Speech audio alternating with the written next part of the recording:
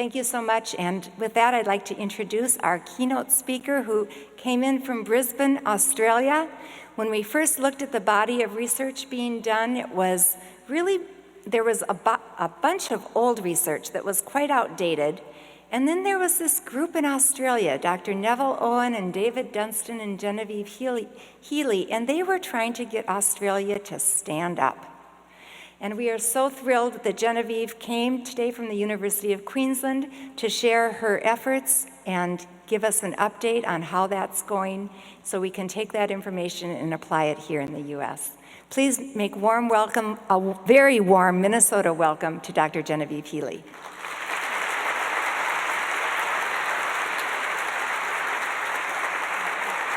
Is it working?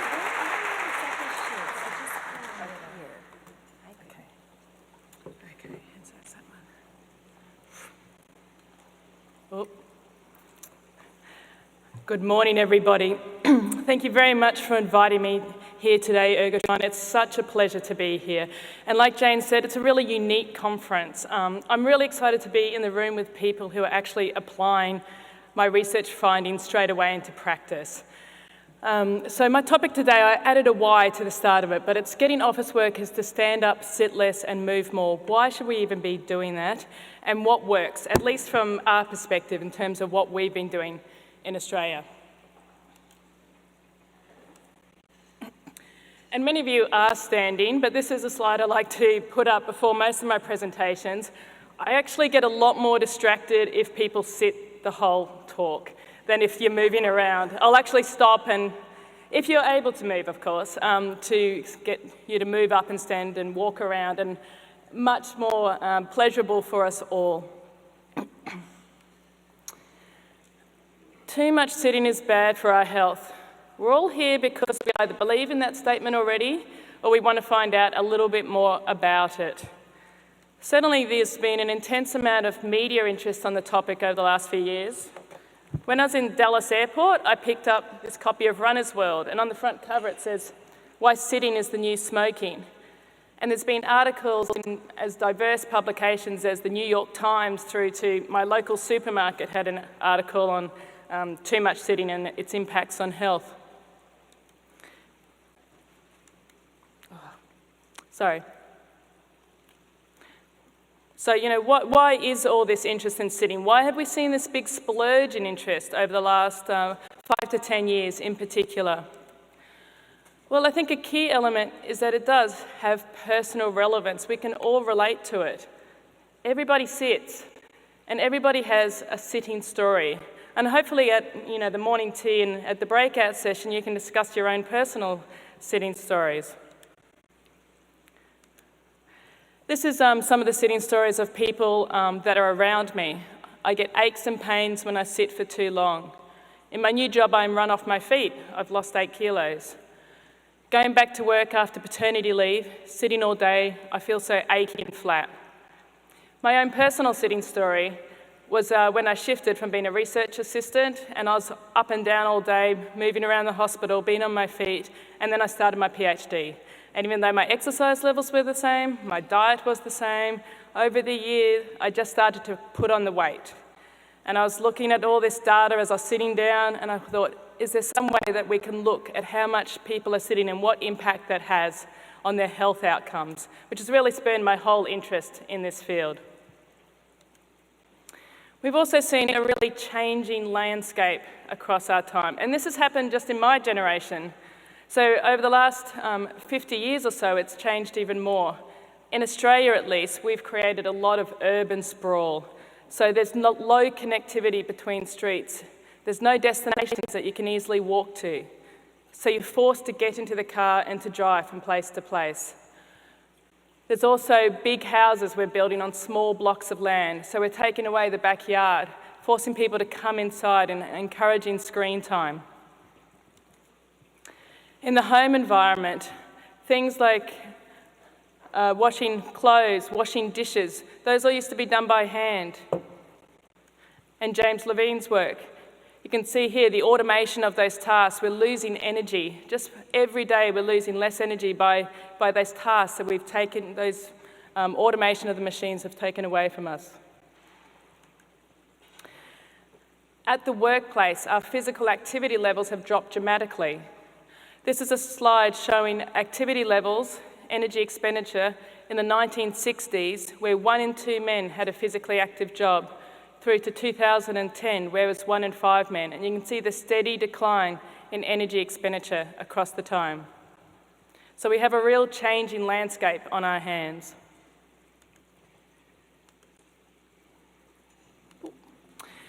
The potential health impact of all this sitting time was first recognised by those seminal studies by Jerry Morris back in the early 1950s. This is where he compared drivers of double-decker buses, who typically sat for 90% of their work shift, to conductors, who typically pounded up like 750 flights of stairs every workday. And what he found, matched age for age, is that the drivers had much higher incident rates of coronary heart disease compared to the conductors. And then he followed up these studies with the same findings in civil servants workers compared to postal workers. But it wasn't until the last few years that the health impacts of sitting are really becoming recognised. A recent meta-analysis showed that those in the highest category of sitting time, whether you measure it by TV viewing time, sitting across the day, or travelling in cars, had double the risk of developing diabetes, double the risk of developing cardiovascular disease and having a cardiovascular and dying prematurely from cardiovascular disease, or 1.5 times the risk of dying of any cause, compared to those in the lowest category of sitting time. We've also seen increased risk associated with high sitting with musculoskeletal symptoms, with depression, with some forms of cancer, particularly breast and colon cancer, with chronic kidney disease, with eye health, and the list keeps growing day after day.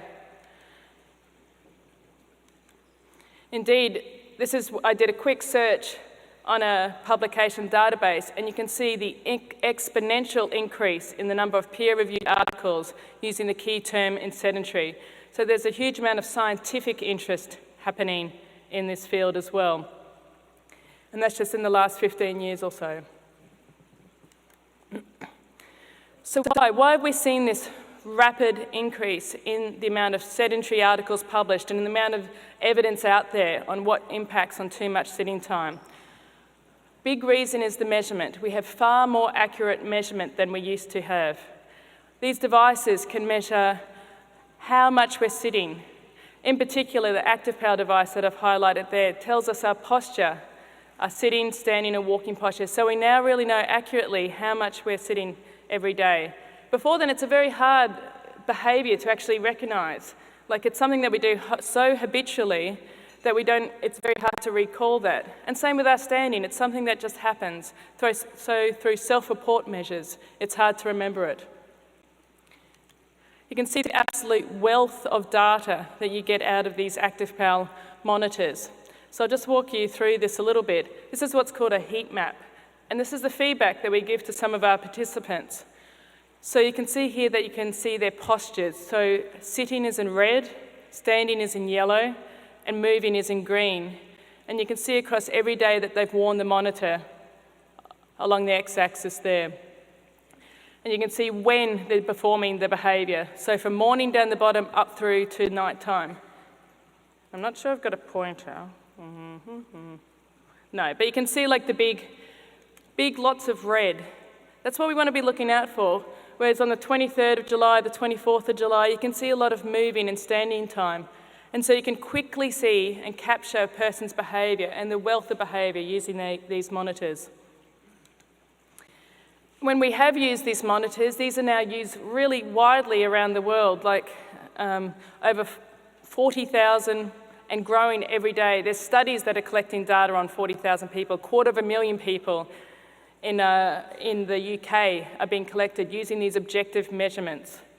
And what this data finds is that, unsurprisingly, is that we spend most of our day sitting, and the rest of it disproportionately spent in light intensity activity, with a small portion of the day spent in moderate to vigorous intensity activity.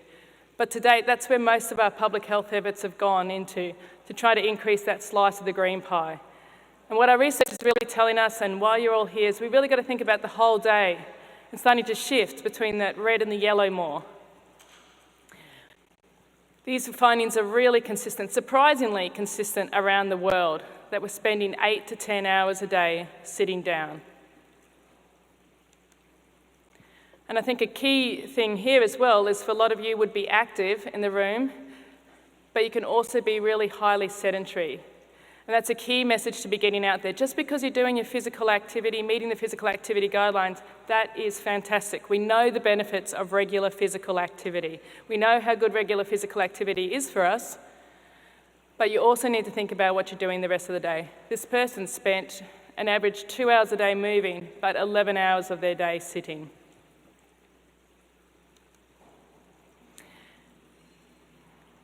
And in our health studies, what we've seen is that those people, these active couch potatoes, is what I like to term them, have been seen to have higher rates of those health outcomes that we've seen. So even after you take into account their moderate to vigorous intensity activity, they still have higher rates of those health outcomes if they're sitting a lot.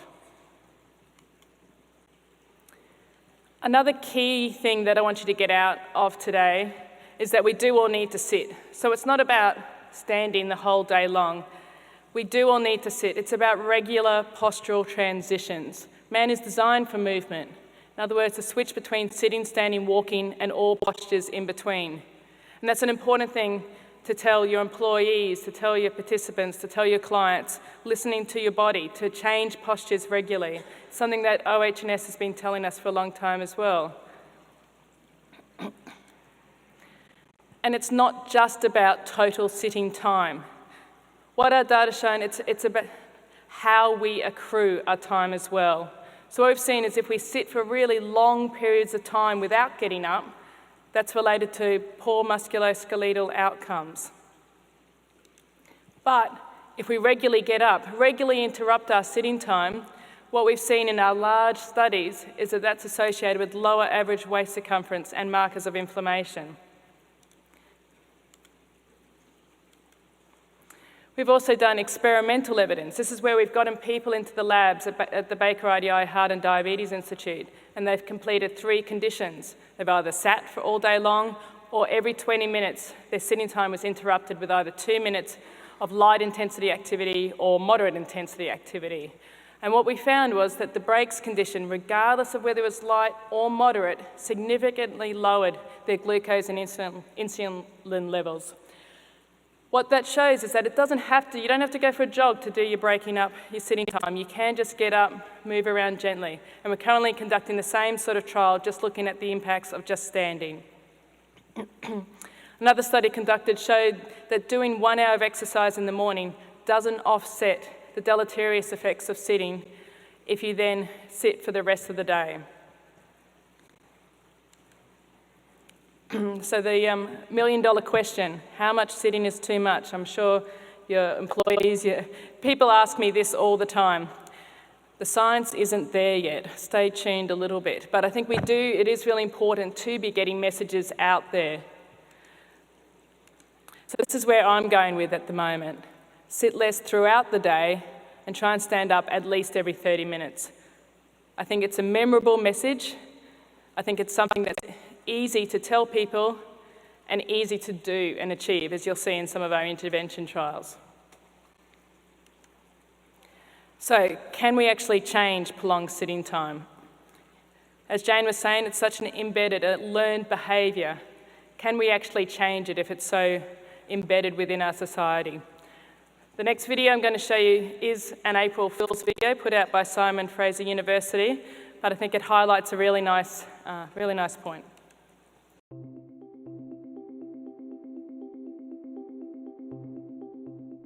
I'm very excited about this new initiative that the university is embarking on. It's the removal of chairs from the university to create healthier environments. We're really excited because at SFU we really want to have our students learn healthy habits. So we really want them to stand up for their own health.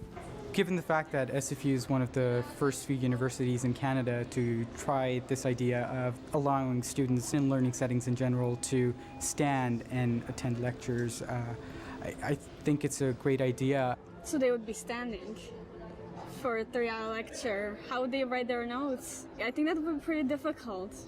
Well, I think it goes without saying that when you're standing up, you really are paying more attention. You're going to be actively engaged. You're engaging your body and you're engaging your brain. A good example of how a natural sitting is when you think about dogs and you teach a dog to sit. It doesn't come naturally to a dog. And here as humans, society has pushed us to sitting positions all the time, and that's caused an unnatural strain. It's actually quite ridiculous. What if an individual couldn't stand for 3 hours due to their own health condition that they have, a predetermined health condition, or if they had, say, bad feet? Well, I'm probably going to have to stop wearing high heels so often. It's probably going to not work out so well for me if I can't sit down ever. Well, some of the new research is showing us that sitting really is the new smoking, and we know the deleterious effects of smoking. So this initiative is something we're doing across the campus. It runs the gamut from the president's office all the way down to the dining halls. Excuse me. Yes. Sorry, President Petter, Yes, I need your chair. but I'm sharing. We're taking away the chairs in all areas of the university at all our campuses. So we really want to stand up and really get our bodies healthy, happy, engaged in academic learning, and ready for the rest of our lives.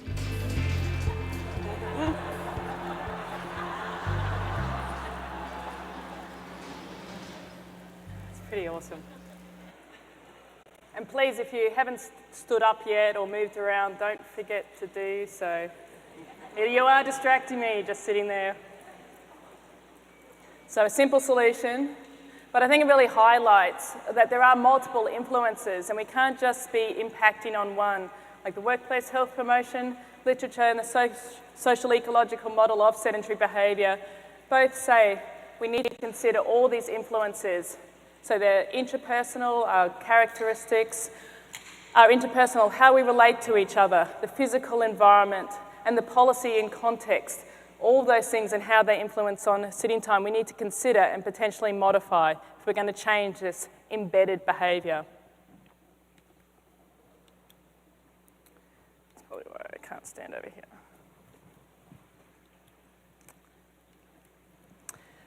What's really nice about the workplace, and it's why we've centred a lot of our studies on there, is that you can address these influences all within this one setting.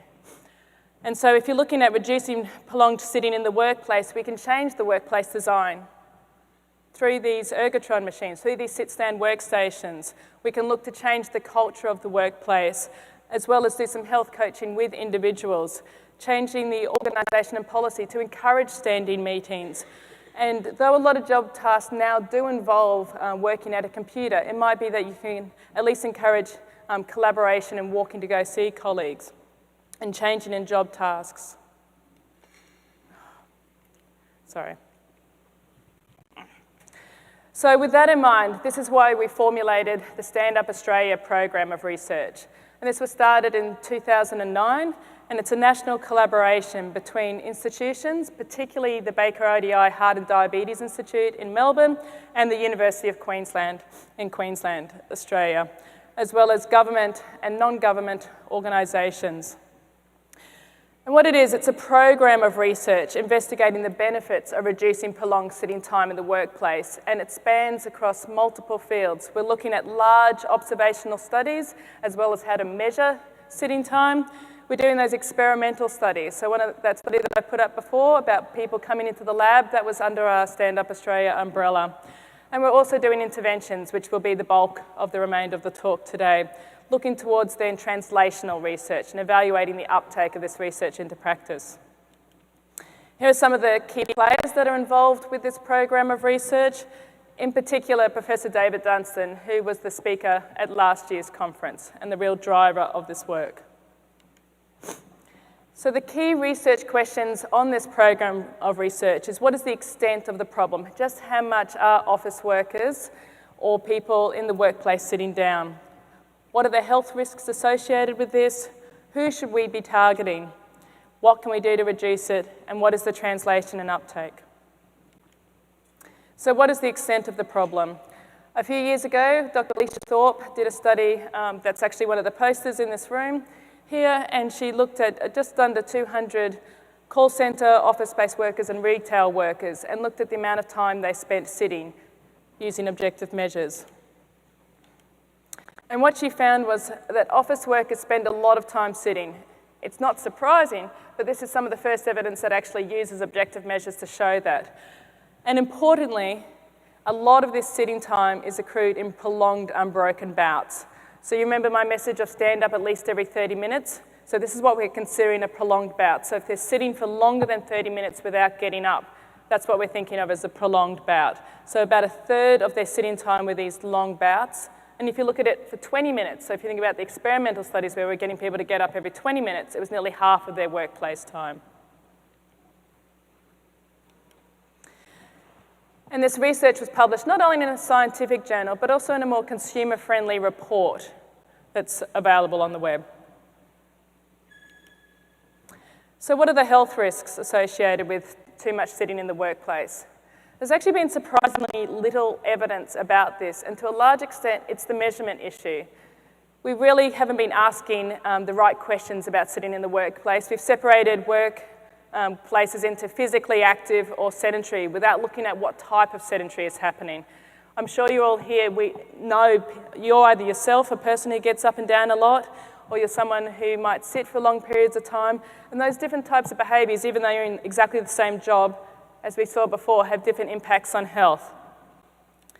So we have seen associations with overweight and obesity, as well as risk of weight gain and developing type 2 diabetes. And workplaces that have high levels of sedentary behaviour, such as call centres, report weight gain and high prevalence of musculoskeletal symptoms.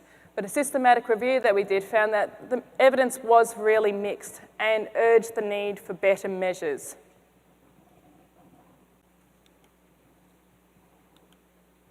So what about sitting in work outcomes? Like, I'm a researcher with a large interest in cardiometabolic health. I'm a public health researcher, so that's where my interest really lies. But workplaces care a lot more about what's the impact on your work outcomes, productivity, absenteeism, presenteeism. So last year we published a review which was commissioned by Heath about reducing prolonged sitting in the workplace. Again, this is available online.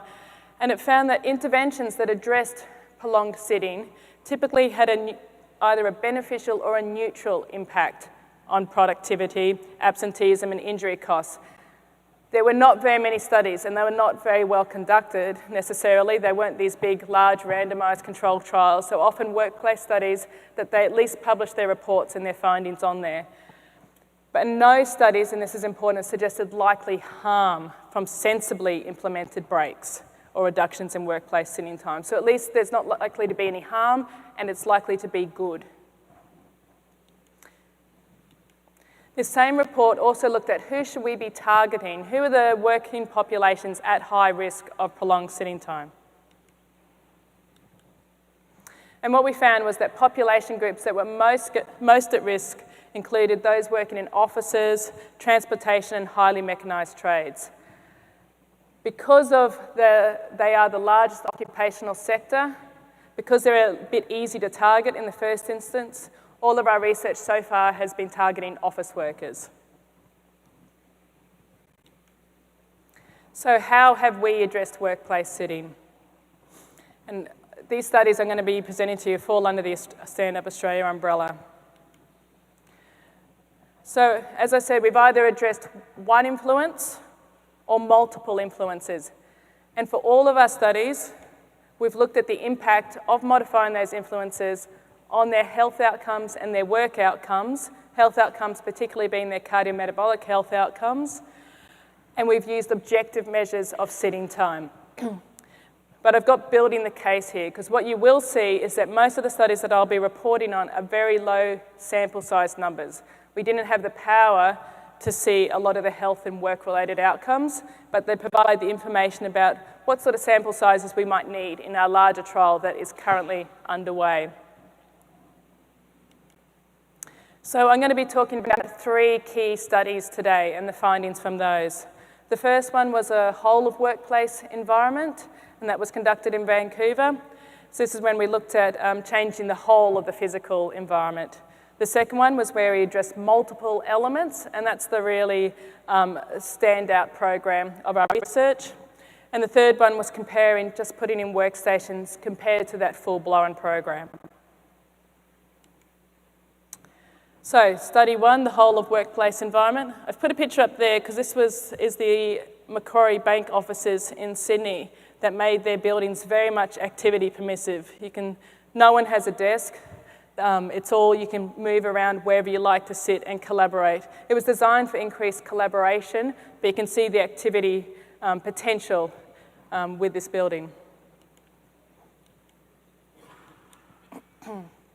So what is the impact on workplace sitting, health and work outcomes when office workers move from a conventional workplace environment? So this is your standard offices, closed stairwells, are very dark and dingy, and I can say that because I did visit these offices, very non-collaborative sort of offices, to an innovative movement-oriented workplace. This was a move for the Centre of Hip Health and Mobility in Canada, in Vancouver. The centre's director actually had a huge role in designing the building, and she designed it to be specifically physically movement-oriented. So everything was designed towards encouraging movement. So for example, they did vertical integration. So the team leaders were on a floor above their staff, so to work together they had to go up and down the stairs. This was led by Erin Gorman. It was her master's project, and a huge thanks also to Assistant Professor Maureen Ash. It was a natural experiment. That means it was really opportunistic. So we weren't changing any behaviour. We were just measuring people before in their old workplace and after in their new workplace, and did those comprehensive measures of their sitting, standing and moving time with the activPAL, as well as quite full-on blood draws. They did DEXA. They did a whole range of very intensive health measures, as well as some work outcomes as well. This is not something that researchers could ever afford to do, obviously. We can't afford to build a new building, and so it has to be opportunistic. But the benefits of building a whole new building is that the intervention is ongoing. Once the researchers leave, the intervention keeps happening, and the benefits happen to all employees. So we looked at 24 of the 79 people that went across. A lot of them didn't volunteer because they weren't sure if they were actually going to be moving to the new building. But the potential benefits that we do see translate to all employees. So this is just some of the pictures of the comparison of the two buildings. As I said, in the old building, it really was quite dark and dingy. You needed a key to open the stairwells to get through. It was a real maze. It wasn't very welcoming whatsoever. In the new building, the stairwells actually had the best views. So they looked over Grouse Mountain. And if you've been to Vancouver and you know the views across there, it was simply stunning, the stairwells. They put standing options into the new workplace. So you can see in the individual offices, had some standing options. All their meeting rooms had high desks with the options for sitting chairs. All their benches were high benches looking out over this very scenic view. So what did we actually find? Well, not very much in terms of their sitting, standing and moving time. Found a 19-minute switch, and that was mostly changing between their sitting time and their standing time, with very little changes at all in their moving time, which is somewhat surprising since the building was designed to increase movement. And there weren't any significant or meaningful impacts on their health outcomes. I say not very much, 19 minutes, but if this was a physical activity intervention and you got a 19-minute change per 8-hour workday, you'll probably be really happy with that. But all really did enjoy the new workplace. There was a lot of employee satisfaction happening, and most, I think there was one person who was neutral, but the rest agreed that it improved their productivity. But the implication of this study that we took out is just providing that broader physical environment may not be enough for sustained changes. They weren't giving any other health information. They just moved. That's all they did. So it'd be interesting if you were doing a study to be able to provide some health information about how you could be using the new workplace and what are the benefits of sitting, standing and moving.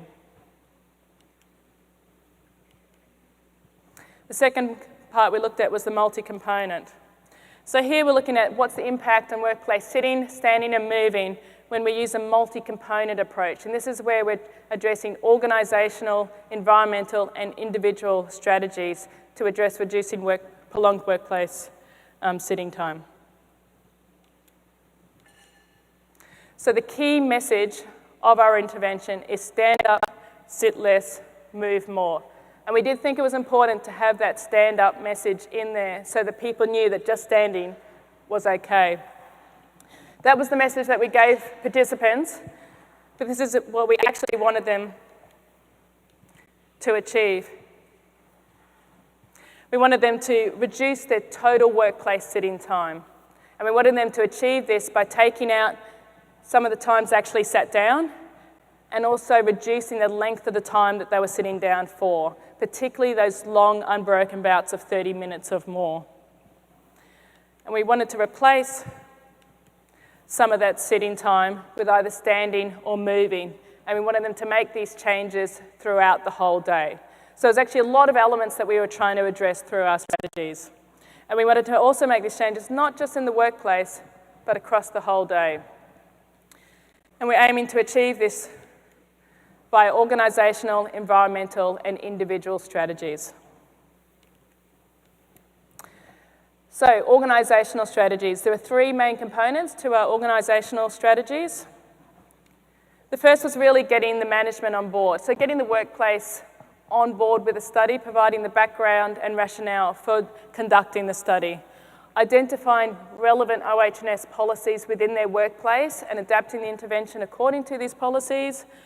And looking at identification of potential team champions, and if it was an intervention study, how the recruitment process might work best. Also, the identification of any additional resources that might come up. For example, having wireless headphones so that they can conduct standing telephone calls. The second element we did was a representatives consultation workshop. This involved people from all different levels. And this is a really key element, a very participatory approach. So you needed people, we had people from senior management, middle management, team leaders, we had OH&S reps, wellness reps, we had employees, people from all different levels coming to the workshop, and it was facilitated by the researchers. Again, we also gave them the background and rationale for the studies, but then they brainstormed specific strategies and ideas related to the key messages about what might work for them in their organisation.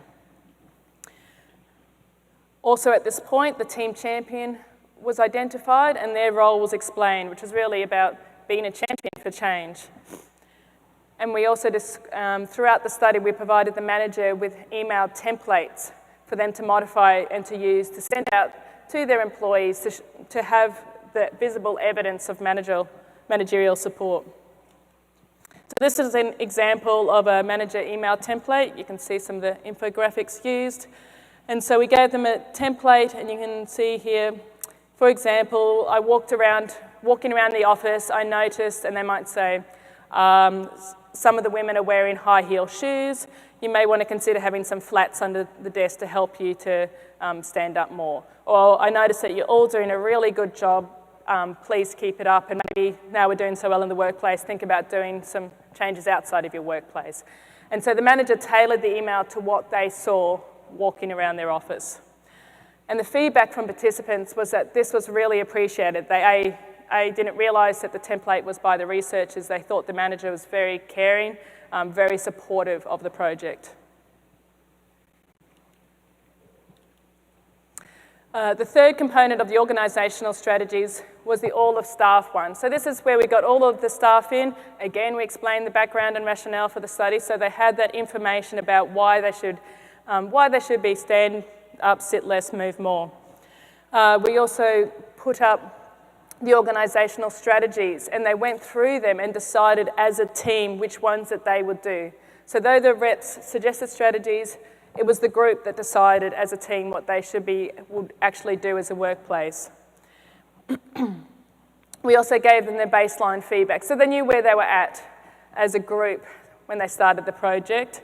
At the end of that, they got a summary email and an information book, an electronic information book on the project. So they were given a lot of information, and it was about working together in that participatory approach.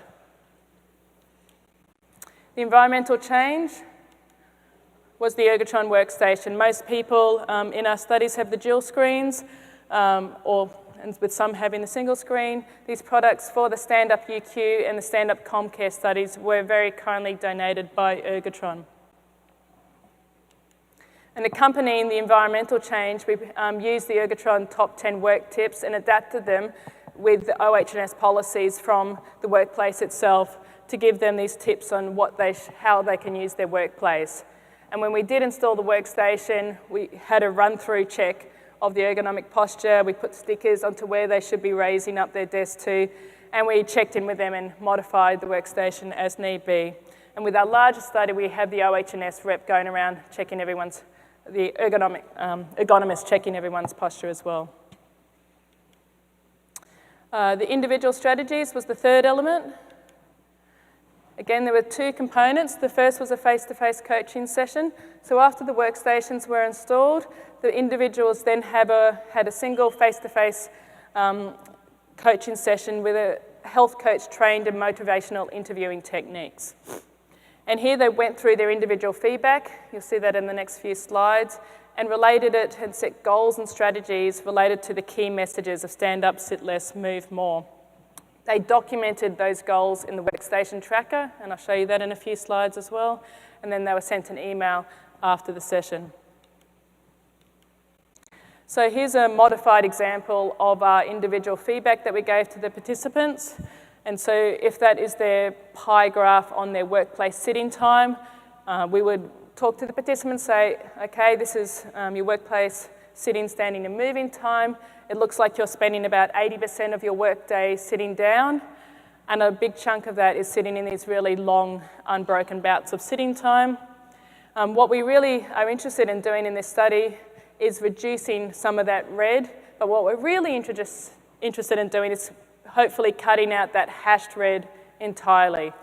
So that's the bit we really focused on, was that prolonged unbroken sitting time. We used the heat maps to identify when they might have been doing that. So this is their baseline assessment. You can see that this person had a big, long red chunk of time between sort of 10 in the morning to nearly 2 in the afternoon they were sitting. And we'd have the date in front of them, would say, do you remember what you were doing on this day? Did you have a meeting? Do you recall why you might have been sitting for this long period of time? Is there anything that you might have done to be able to break up that sitting time, or what strategies that you might have been able to do? So we use their own individual feedback to help inform them, give them that information, and to really work on their strategies to stand up, sit less, move more. The strategies that were identified in the group session were then noted down, and participants could either tick them or choose their own strategies. Some of them might have been more organisation specific. They might have chosen something belonging specific to them so that they can record them and write them down. And they documented them on their workstation tracker. So you can see, perhaps, this week I will stand at my workstation, and they had to set a goal, and so it might be, I'll stand at my workstation for 1 hour a day, and I'll do this by standing for 6 times 10 minutes a day, and that was their goal. And I'll stand up at least once every 30 minutes, so that's their stand-up goal, and I'll do this by, say, standing when someone enters the room, standing when the phone rings, having standing meetings. Move more at work, I'll do this by taking the stairs instead of the lift, by walking to go see a colleague. So they'd write down these different strategies that they specifically had chosen, and then they would tick them off if they achieved this. And this was stuck onto their work surface accessory. And the second component of the individual strategies was the telephone calls, delivered by the same health coach. And these are really a check-in to see how people were going with their goals, identify any problems if necessary, and problem solve them, and make any adjustment as need be. They're more intense at the start of the intervention than at the end, and it's in these phone calls that the consideration about changing your behaviour outside of the workplace became addressed. So delivery of the intervention, what I'm going to be talking to you today is about the pilot study, Up Comcare, which was the pilot study for the larger Stand Up Victoria study, which is currently underway. And this was led by Professor David Dunstan at Baker IDI Heart and Diabetes Institute, and it's funded by the National Health and Medical Research Council of Australia, as well as Health. So Stand-Up Comcare, as I said, it was the pilot study for the larger trial. So we really wanted to see is, can this big intervention component work? Can we do blood draws on people? Is this just too much for office workers, for their managers? Like, it sounds like a lot. But in reality, the time commitment's actually surprisingly small, really. For participants, you're probably looking at 1 to 2 hours of time commitment for participation in the intervention. If you're middle management, you've got more because you've got that unit rep consult and you have your manager emails, but it's not really a huge time commitment in reality. This is a relatively small study. There was 18 per group, and it was done at the Comcare offices in Melbourne, Australia. It was a shortened intervention. Normally our Stand-Up Australia intervention is 3 months long. This was a 4-week trial. So as I said, it was condensed right down into 4 weeks, and you can see sort of the timeline of events. These guys were all very much on board, so the manager meeting was quite a quick meeting. They were very willing to participate and come on board. And so next we had the representatives consult. And this is some of the input from the representatives. So this is what they decided in that workshop about what they would be doing within their office. Doing laps around the office, introducing more standing into their meetings, using the printers further away, having ergonomically sound exercises, having the wireless conference calls. You might recall that I said originally about identifying resources. That wasn't able to happen within the time frame of the study. Putting breaks compliance software, they got very mixed reactions. I'm sure if any of you have used it, some people like it, some people really don't like it. Unfortunately, the stairs were a no-go zone through the intervention. They were doing maintenance on them. They moved their bins out of the office and timed walking routes in the vicinity of their building. So not huge changes, all very achievable, and this is what they decided to do as an organisation. These were the common individual behaviour change strategies. So this is what the participants said that this is what they wanted to do personally. So the stand-up message, remembering this is related to try and stand up every 30 minutes or so, setting the timer, stand up when someone enters the office or the phone rings, stand up when someone else does. The whole peer influence was a very big factor. So I know you're the same. If you see someone standing, it's a real prompt for you to stand up and remember the behaviour. Sit less, this is, remember, trying to reduce your sitting time throughout the whole day was the key message. So the favourite strategies were determine standing time. So you might come into the office, the first thing I'm going to do is stand. So easy thing to do is set your workstation, set your height adjustable desk to a standing position so that when you come in, the first thing you do is stand without even thinking about it. Same when you leave for lunch, raise it up to that standing position. Have standing meetings. They're easy things to do. Move more, use the stairs. Those are sort of your classic move more messages. iMails just means go and walk to see a colleague rather than email them. So what did we actually see in this study? What did this full-on intervention achieve? Well, at baseline, participants sat about 70% of the day, but following the intervention group reduced their sitting time by more than 2 hours compared to the control group. So substantial reductions in their sitting time. And these changes were mostly replaced with standing, suggesting that it's really probably the workstations that are driving a lot of the change. There was almost no change at all in their moving. But to some extent, like if you can think about it, the moving strategy suggested taking the stairs instead of the lift, walking to go and see a colleague. Those don't take very much time at all. So even if you make that choice, it could have a lot of benefits but not be seen here where there's on these averages level. Looking further into the intervention, how well did it work? All our intervention participants reduced their sitting time, which is really nice to see. So the lowest person was about a half-hour on average reduction per 8-hour workday, going up to an over nearly 4.5-hour reduction, which is a huge reduction in their sitting time per 8-hour workday. Excitingly, their prolonged sitting time reduced by nearly half, and their sitting reduced across the whole day. So it wasn't that they came in the morning, stood all morning, then sat all afternoon, which kind of to some extent ruins the point of it, because then you'll have these long breaks. They reduced their sitting across the whole day. So it looks like our messages, at least in return to the stand up, sit less, really did work.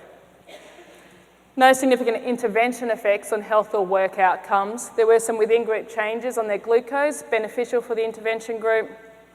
There were some shifts in their musculoskeletal symptoms, some good, some bad, in the areas that you would probably expect. So sometimes their feet hurt worse, but their shoulders and back were better. Indications for the larger sample sizes that were needed. What's really exciting is what Comcare did since the research study. So we came in, did a 4-week intervention, and then left. And what they did was, after the intervention, they developed their own sedentary practices work kit. This is a fantastic toolkit. It's available just online if you Google Comcare sitting. And they have a whole thing about making the business case for change. They have posters that you can print out. They have why you should be reducing prolonged sitting in the workplace. They have tips and hints about how to do that. And they're in the process of installing height adjustable activity permissive desks for all their employees at the moment. So they really embraced this concept and took it on and really ran with it.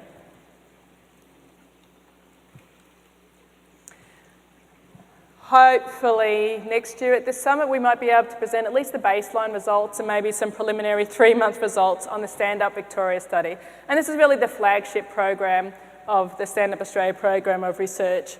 This is a 3-year cluster randomised controlled trial.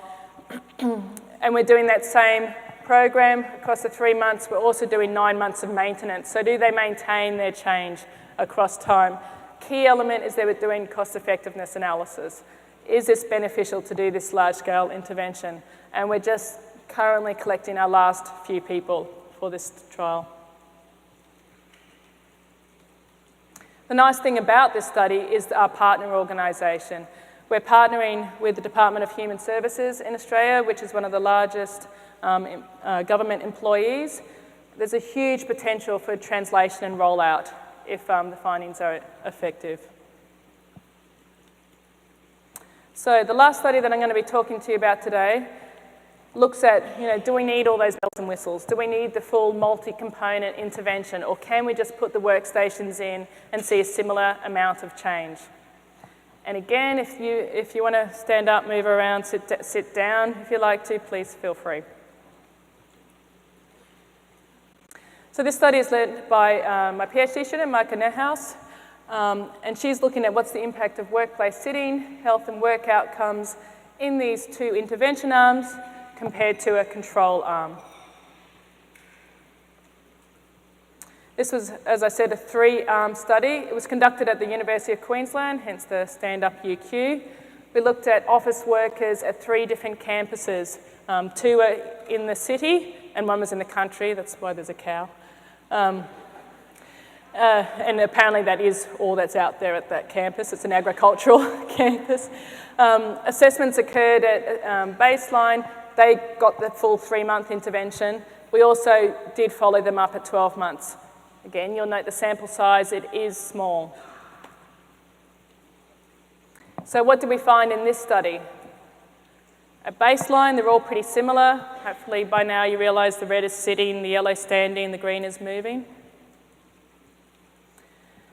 At 3 months, you can see there's a marked difference between the groups. So the workstation group did see a reduction in their sitting time, but it was nearly 3-fold greater decrease when we did the multi-component intervention.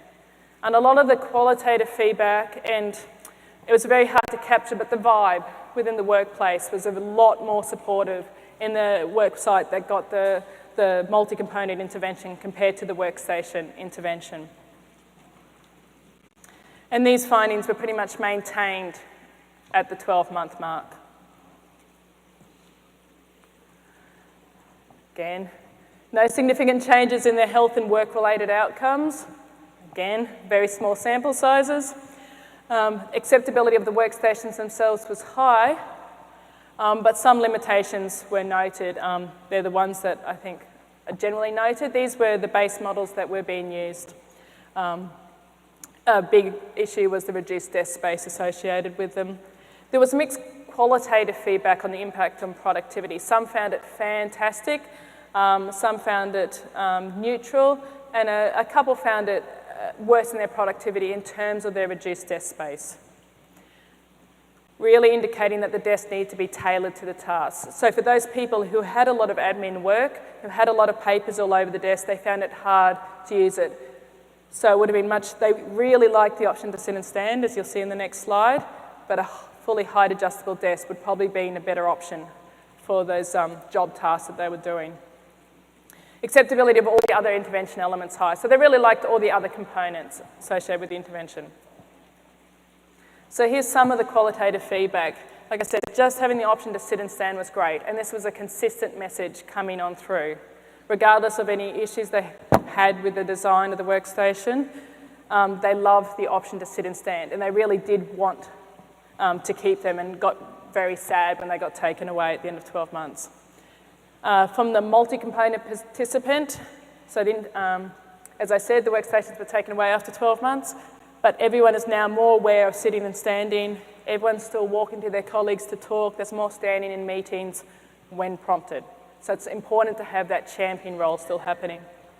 The manager emails were very useful, bringing everyone onto the same page to encourage to try things, reinforce the support of the organisation, and if the manager did that again, things would help her group and to get into better habits again. So some of their habits did slide after that intervention contact was reduced.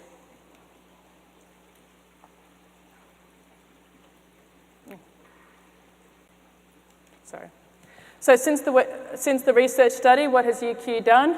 The workstation only group actually had some money, so they purchased height adjustable desks, but they went for the fully height adjustable desks.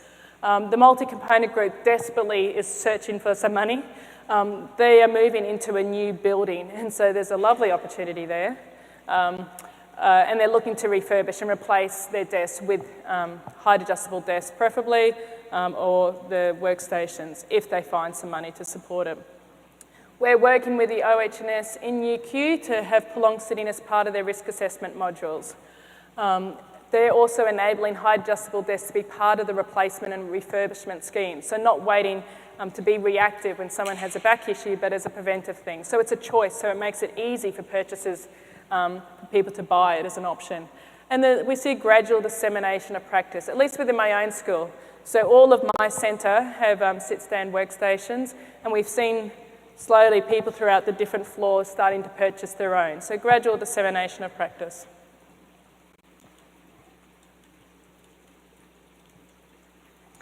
So getting office workers to stand up, sit less, move more. What worked? Well, at least from our perspective.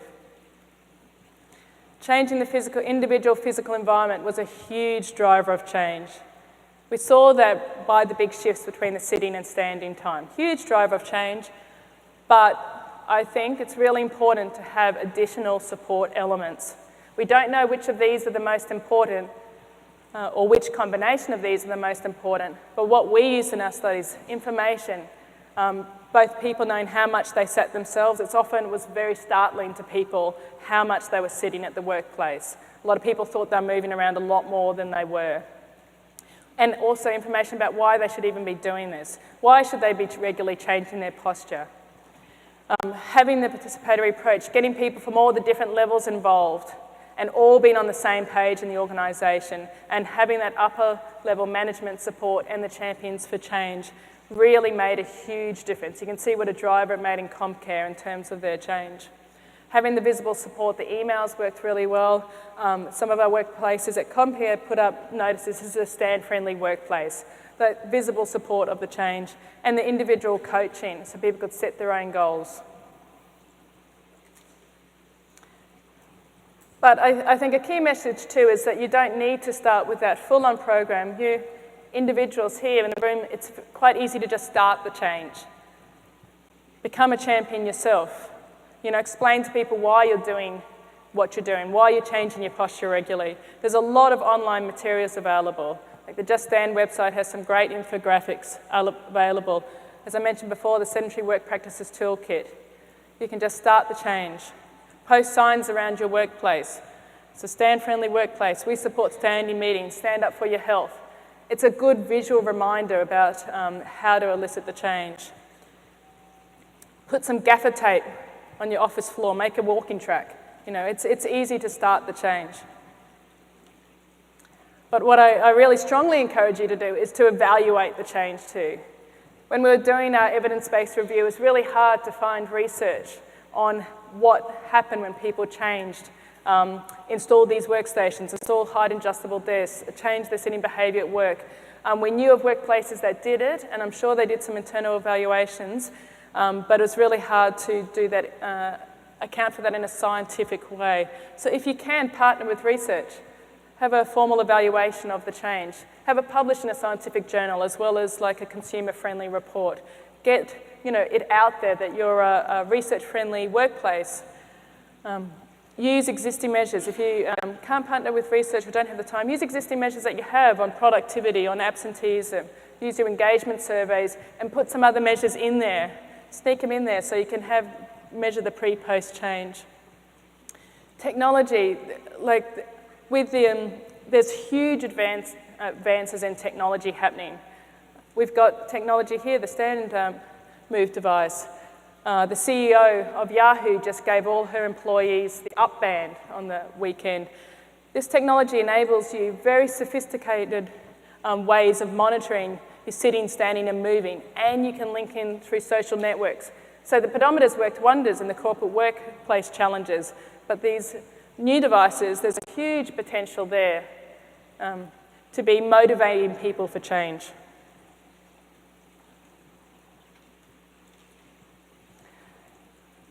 So there has been huge scientific interest, media interest, workplace and industry interest.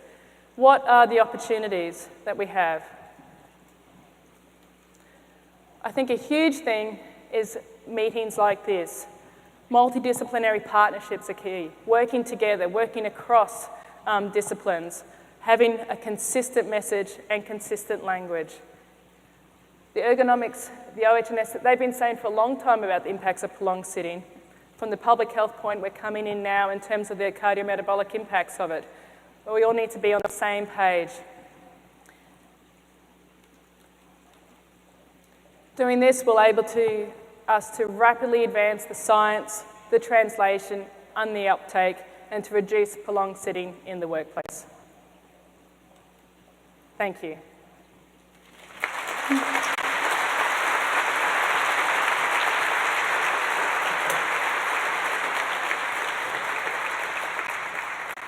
I think I get to go. Any questions? And of course, I'll be here all day, so if you are shy now, please come and see me afterwards. I thought you were going to follow that with the banana pop.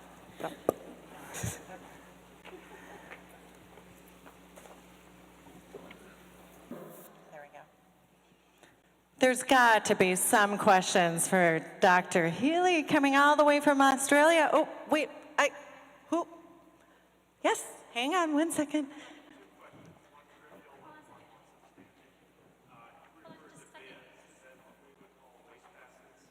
Yep. I assume that was a substantive question. Okay. The second question, you're describing an effective process of intervention in encouraging people to stand more, but it's also a substantial investment. So what kind of payback can be demonstrated for businesses to make that investment? And that's why I really highlighted that we need to make the business case for change. Like, I think it's, the evidence is starting to come in from a researcher to be able to conduct those studies. We applied for that funding in 2010.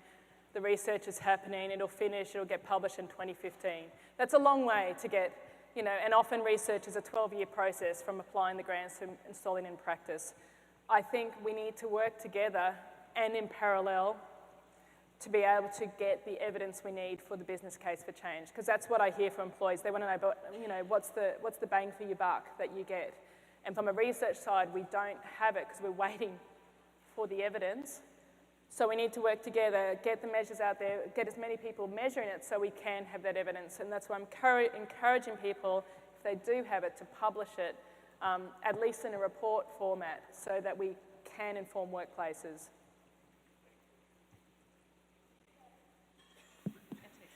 To that point, it's a great question, and to Dr. Healy, there's a lot of soft costs surrounding that. But I can speak to Ergotron that stands, and we have gone 5 years with no lost time injuries, and our turnover through the years has gone from 21% to under 3%. So I know all the HR people out there are adding up those numbers in their head. Thank you. She knows what she's talking about. She's like senior global VP, bigwig HR person.